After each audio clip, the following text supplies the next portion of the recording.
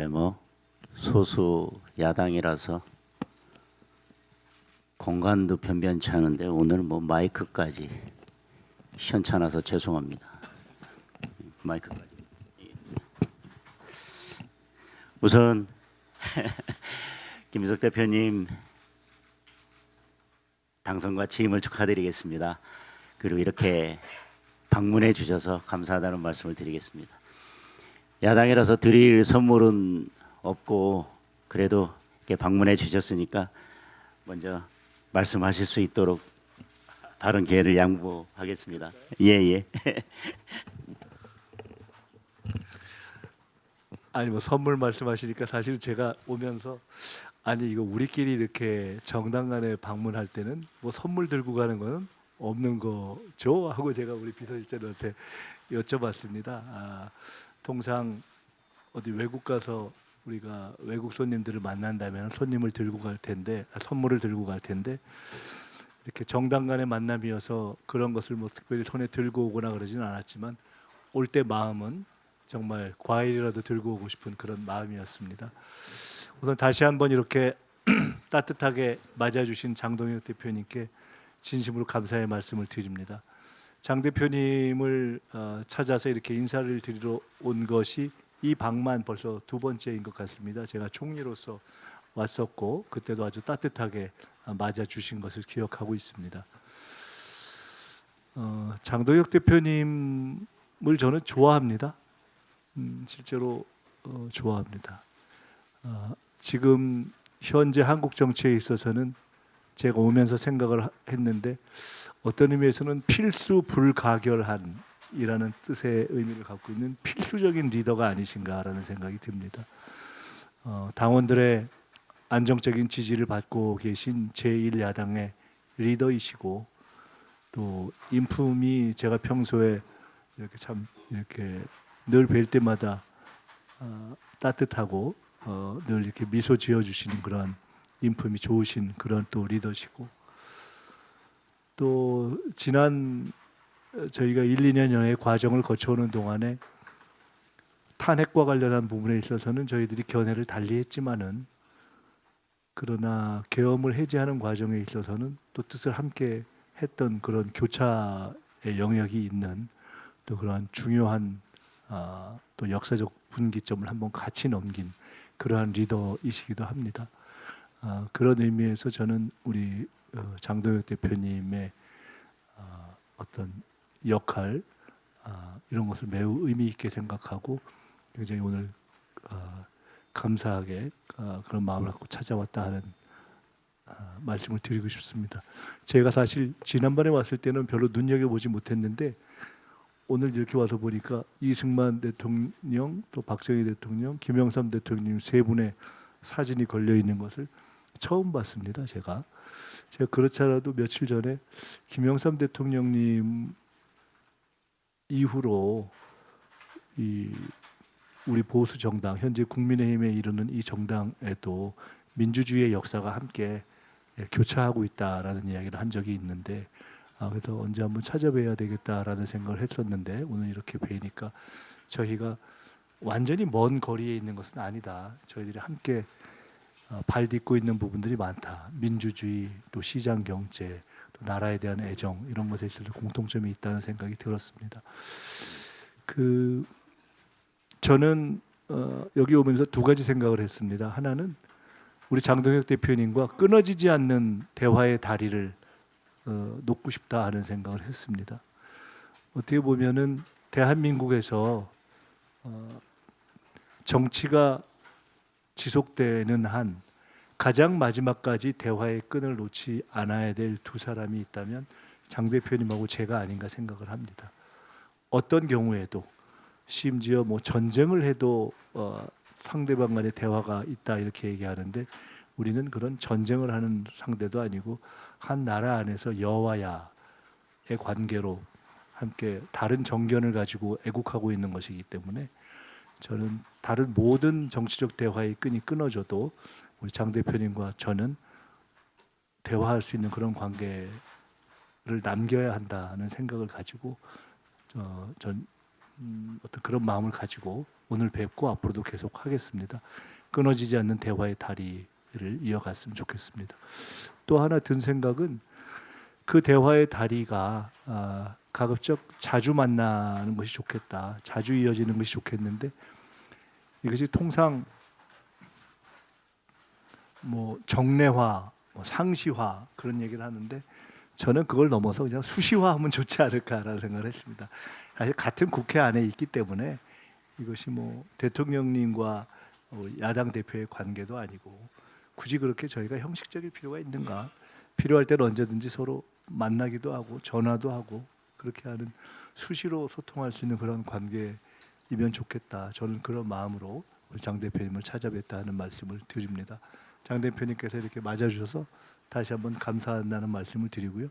현재 국민들께서 걱정하고 계시는 많은 현안, 경제 문제, 민생 문제, 외교 문제 등등에 대해서 언제든지 편하게 말씀 주시면 저희들이 그것을 잘 말씀도 듣고 또 다른 부분 또 설명드릴 부분은 설명드리고 또 저희들이 또 이해를 구하고 싶은 부분은 더 자세히 말씀드리고 또 함께 할 수 있는 부분을 함께 하려는 노력을 최대한 하겠다 이렇게 말씀드리겠습니다. 고맙습니다.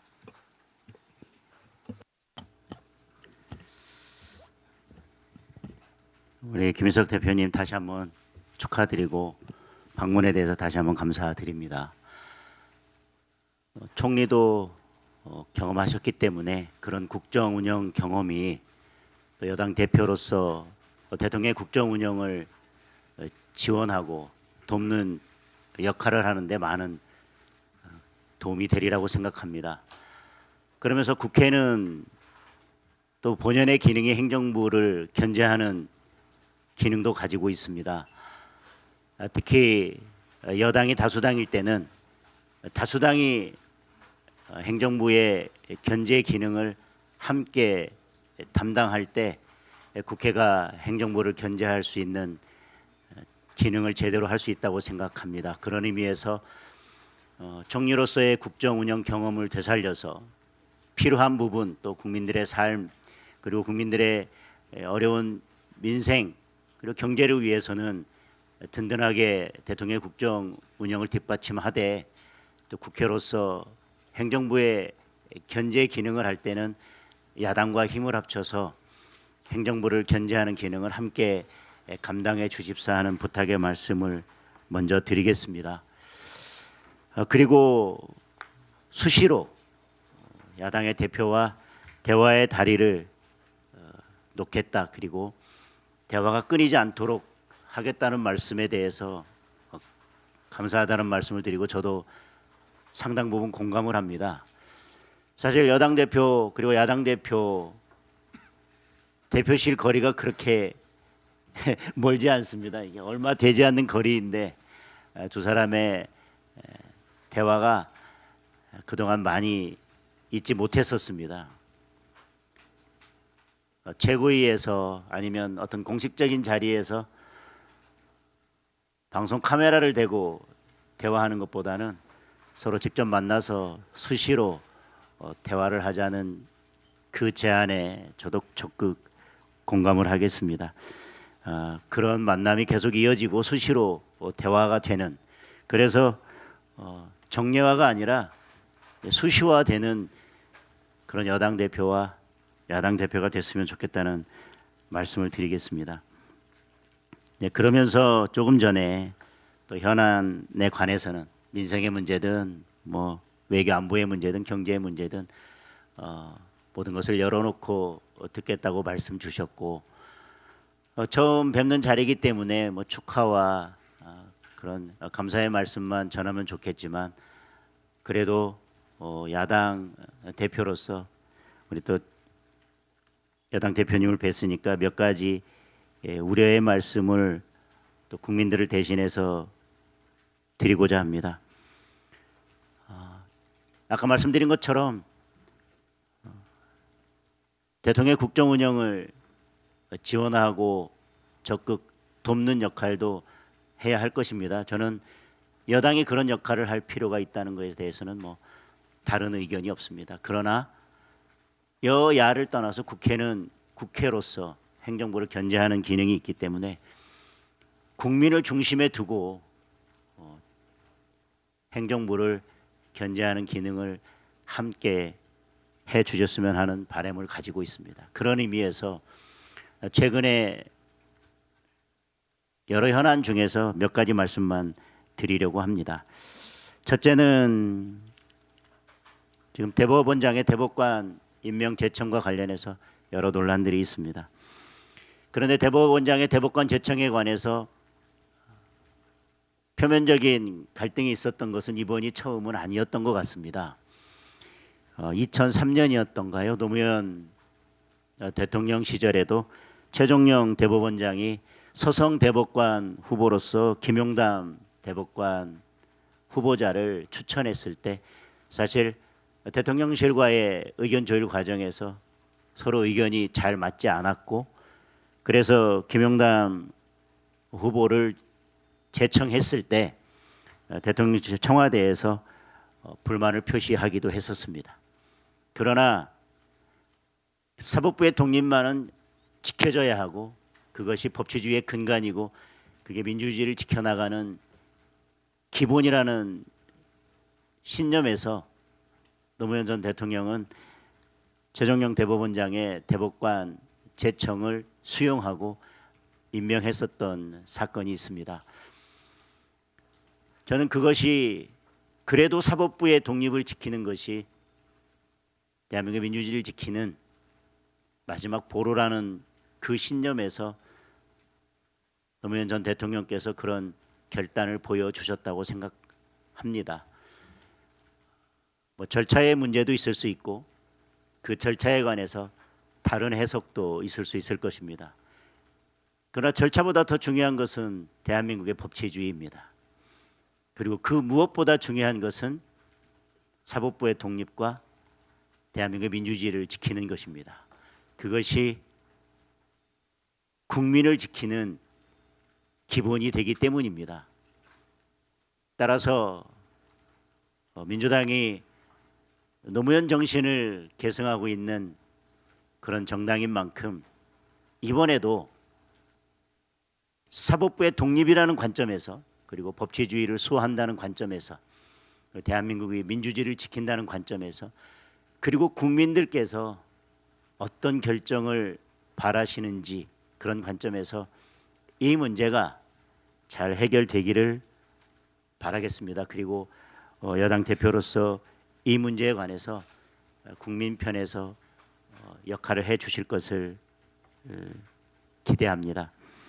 두 번째, 최근에 초과 세수가 발생한 것을 가지고 100조 원 넘는 미래대응 기금을 만든다라는 논의가 있습니다. 저는 100조 원 넘는 이런 재정 규모의 기금을 운영하는 데 있어서 몇 가지 좀 신중하게 고려할 필요가 있다고 생각합니다. 우선 국민의 세금을 운영하는 데 있어서는 국가재정법에 기본적인 통제를 받는 것이 맞다. 그런데 그 어떤 기금이 국가재정법의 통제를 받지 않고 운영될 경우에는 결국 그것이 방만하게 운영되거나 본래 목적에 맞지 않게 운영될 가능성이 크다. 그런데 그 규모가 100조 원이 넘는다면 더욱 그런 면에 있어서 신중을 기해야 될 것입니다.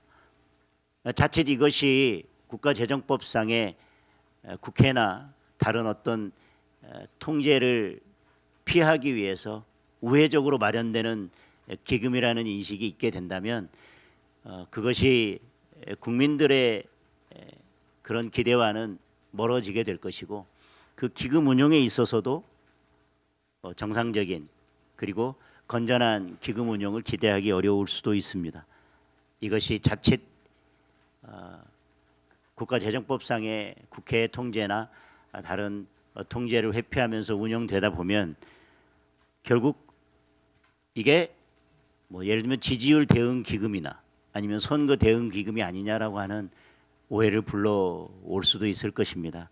그래서 이번 초과 세수가 발생한다면 우선은 그것은 부채를 갚는 데 우선적으로 사용할 부분이 있을 것이고 저는 제안 드리는 것이 우선 기금에 대한 논의를 하기 전에 초과 세수의 50% 정도는 우리 중산층과 서민을 위한 자금으로 사용하고 또 청년을 위해서 지금 이 자금을 사용하겠다라는 어떤 큰 목표를 가지고 이 초과 세수 중에 50%를 중산층과 자영업자나 서민이나 청년을 위해서 사용할 수 있는 그런 방안을 마련해서 여야가 이 부분에 대해서 먼저 논의를 하는 게 우선이 아닐까. 지금 청년, 자영업자, 서민, 중산층이 너무너무 어렵습니다. 그래서 이분들의 어려운 삶을 살피는데 초과세수의 적어도 50%는 사용하자라는 제안을 드리고 싶습니다. 그리고 부동산 정책에 대한 말씀을 드리자면 이재명 대통령께서 부동산 정책에 관해서 취임 전에는 여러 가지 국민들께 약속의 말씀을 주셨었습니다. 예를 들면 용산 국가공원을 시민에게 완전 개방하겠다 이런 약속도 하셨었고 세금으로 집값 잡는 일은 하지 않겠다라는 말씀도 주셨었습니다. 부동산 공시가격제도 개선을 통해서 과세 부담을 완화하고 종합부동산세의 억울함도 개선하겠다는 말씀도 하셨었습니다. 그리고 다주택자 양도세 중과를 한시 유예하겠다는 말씀도 주셨었고 부동산 대출 규제를 완화하겠다. 그리고 민간 재건축과 재개발 규제를 완화하겠다라는 말씀도 주셨었습니다. 그런데 이런 부동산 정책과 관련된 입장들이 최근에 정부의 발표를 보면 그간의 약속이나 대선 공약과는 반대로 가는 측면이 있다. 저는 정부의 정책에 있어서 가장 중요한 것은 국민의 신뢰라고 생각합니다. 대선 공약이나 아니면 대통령의 어떤 입장을 발표하면 국민들은 그 발표나 공약을 믿고 그 신뢰에 기반해서 여러 가지 선택들을 하게 됩니다. 그런데 그것들이 바뀌거나 뒤집힐 때는 국민들에게는 예상할 수 없는 손해와 피해가 발생하게 되는데 그것이 자산의 대부분을 차지하는 주택이라면 더더욱 그럴 것이라고 생각이 됩니다. 주택 정책만큼은 저는 국민들이 신뢰할 수 있고 일관성 있는 기조 위에서 이루어져야 된다고 생각합니다. 그리고 기본적으로는 많은 혼란들을 없애고 그것이 장기적으로 어떤 부작용이 없도록 하려면 시장 질서에 기반해서 그런 정책을 펼치되 시장이 실패하는 부분에 대해서 보완하는 방향으로 나아가야지 기본적으로 시장 질서를 무시하는 전제 위에서 정책을 펼치고 시장 질서에 대해서 예외적으로 인정하는 방향으로 가면 장기적으로는 여러 부작용이 발생할 수밖에 없다고 생각합니다. 뭐 아쉬운 점은 여전히 남아 있지만 그래도 어제 고위 당정에서 부동산 정책에 대해서 조금 변화된 입장을 보여주신 거에 대해서는 일단 우선 환영의 입장을 말씀드리고 환영한다는 말씀을 드리고 앞으로도 어떤 정책이 발표됐을 때 국민들께서 그에 대해서 수용할 수 없다거나 또 많은 부작용이 예상된다면 그에 대해서는 또 과감하게 정책 방향을 선회하는 그런 용기 있는 결단도 보여주셨으면 좋겠습니다. 여러 말씀 드릴 수 있겠지만 앞으로 말씀하신 것처럼 대화의 다리가 끊어지지 않도록 이렇게 수시로 뵙고 현안에 대해서 머리를 맞대고 논의할 수 있는 자리가 계속 이어질 수 있기를 기대하겠습니다. 제가 아주 짧게 주신 말씀 네네. 간단히 몇 가지만 좀 말씀드리겠습니다. 우선 수시로 대화하는 관계를 갖자라는 말씀으로 화답을 저도 말씀드렸는데 해주셔서 너무 감사합니다. 그리고 어제 저희가 고위당정하면서 부동산에 대한 약간의 이제 방향을 보완하려는 노력을 했는데 그에 대해서도 또 환영의 평가를 해주신 것도 굉장히 감사드립니다. 아까 우리 대표님 말씀하셨지만은 카메라 앞에서 저희들이 각 정당의 대표로서 발언을 해야 될 때가 있는데 그때도 저희들이 카메라 없이 이렇게 얼굴 보고 만날 때를 생각해서 미사일을 쏴도 좋고 부드럽게 서로를 향해서 쏘는 것이 좋겠구나 하는 생각을 제가 하게 됐습니다.